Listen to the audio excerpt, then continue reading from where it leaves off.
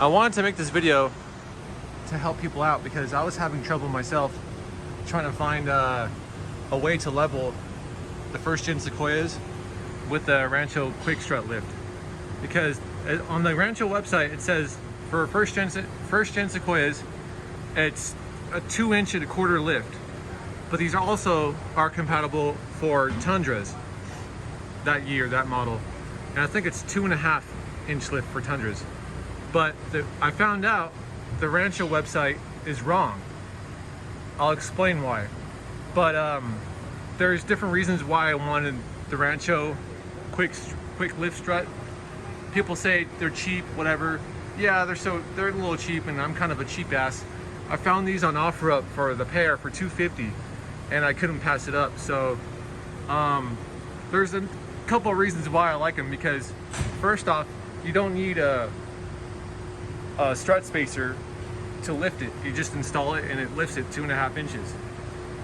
Second reason why, there's 9 dampening adjustabilities. So you turn this, they both go, imagine this imaginary line here, that's why I've written it. They both go clockwise and then they go reverse to lower it. Driver side and passenger. I grabbed a pair of pliers to turn this. I had on setting 1 for like a week. It was way too bouncy. Setting 3 was, I had on setting 3 for a while. It was pretty good, but now I just changed it to setting 4. If you grab it gently with your pliers, it should turn. You should feel like kind of click over. But yeah, so it's a straight install for the Rancho QuickStrut. So the Rancho website also tells you for the first gen Sequoias to get the spring spacer for the rear, right? So I just got done replacing that because it was a pain in the ass, and my Sequoia still had a squat to the rear end because the Rancho website tells you to use their spring spacer to level it. It even says on the website, use with the quick struts for that first gen Sequoia, use these spacers. I have them, I'll show you. That's incorrect. It's not wrong because I used them and my Sequoia still had a squat to it, which I didn't like. So I upgraded, and as of yesterday I put these springs in. I bought these off of First Gen Off-Road, as well as the Old Man Emu. These are both Old Man Emu springs and the shocks. So this is the 2-inch spring and this is the shock to go with it. So they say this is a 2.25 inch lift. This is probably the cheapest way to level lift your Sequoia. So this is what I bought off First Gen Off-Road. First Gen Off-Road, they have free shipping. It's really convenient, really awesome. These are the springs you want to go to, you want to buy to level your Sequoia with the Rancho front quick struts. Buy these springs, it's $214, free shipping, and then buy these shocks. Do exactly what I did. You need 2 of them, so it'd be like about what, $260, $270-ish, free shipping. But yeah, the Rancho website was incorrect. Watch, I'll go to the Rancho website right now. So here's the Rancho website. Here's the rear spring spacer they tell you to use. And it says to use with part number 9923 and 9921. Raises the rear 1.75 inches, right? Rear kit required to level the rear to the front height.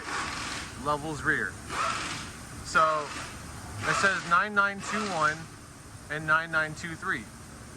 Now this is also compatible with Tundras, this model, but the part number is 9931 and 9923. They said it's 9921. So the Rancho website was wrong. Also, I bought these Rancho shocks to try to match them up off Amazon. I wasted my time and wasted my money because they say it's a universal fit from Tundra to Sequoia. They kind of guess because they kind of don't know. But come to find out, Rancho doesn't make rear shocks for the Sequoia, only for the Tundra. They're different because the bottom of the shock housing is smaller on the Tundra than it is for the Sequoia. The Sequoia is bigger. So where it bolts into the bottom bushing is bigger. The housing is bigger on the bottom of the rear axle of the Sequoia than it is on the Tundra. The Tundra is smaller, so don't get these. Luckily I got my money back and shipped them back, and everything was fine. But Rancho does not make rear shocks for the Sequoia. Just FYI, don't get these. So here's the spring spacer waste of money that I bought, and it fits right over the spring that fits in the spring housing. Don't get this. This was a waste of money. Even though the Rancho website tells you it's going to level your Sequoia, it does not. So learn from my mistake. I hope this video helps you out, and don't get this. This is junk. Okay, bye. Thanks. So this is how it should look when it's all said and done. It looks great, feels great.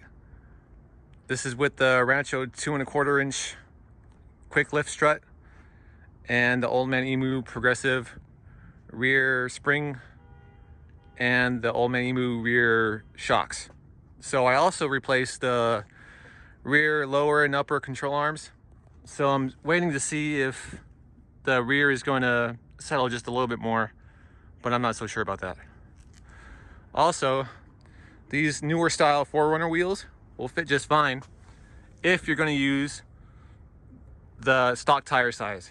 I believe the stock tire size is 265/70/17.